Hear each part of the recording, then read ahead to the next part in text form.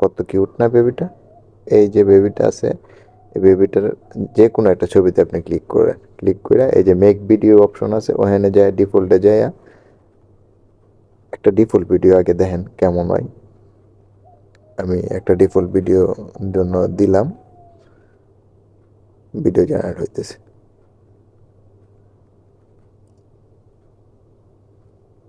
হুম, দেখছেন video generate হইতেছে, video হয়ে গেছে।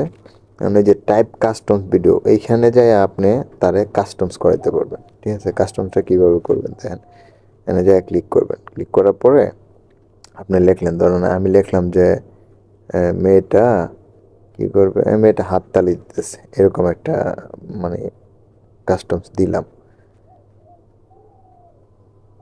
মেয়েটি হাততালি দিবে, জাস্ট অতটুকু লেখা আমি যে ওকে করে দিলাম। তারপরে সে আবার এই ভিডিওটা সে আবার জেনারেট করতেছে। প্রথমটা করলেই টিপুন, তারপরে আবার আপনি প্রত্যেকটা ভিডিও ডাউনলোড করে নিতে পারবেন। যে ডাউনলোড আইকন আছে, ডাউনলোড আইকনের মধ্যে আপনি ক্লিক করলে আপনার গ্যালারিতে চলে যাবে। আপনি যতগুলো ভিডিও জেনারেট করবেন সবগুলো ভিডিও আপনি ডাউনলোড করবেন।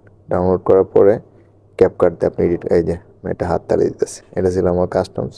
হ্যাঁ, আমি মানে জাস্ট এতটুকু কথা লিখে দিছি, সে এতটুকু কথার জন্য এই ভিডিওটা দিছে।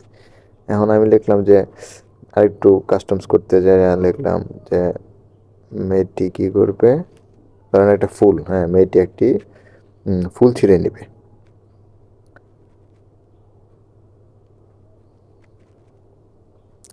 আপনার বিভিন্ন ধরনের এই কাহিনীর সাথে ভিডিওগুলা দিতে পারেন, কিংবা আলাদা ব্যাকগ্রাউন্ড, অন্য ব্যাকগ্রাউন্ড দিয়ে ওই ভিডিওগুলো দিয়ে আপনি পোস্ট করতে পারেন আপনার পেজে, আপনার আইডিতে। যে প্রম্পটটা লিখে দিছি, মেয়েটি একটি ফুল ছিঁড়ে হাতে নেবে।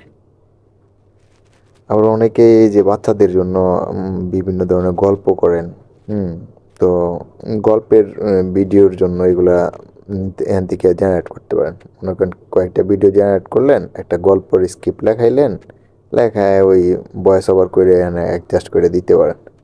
এদের মেয়েটা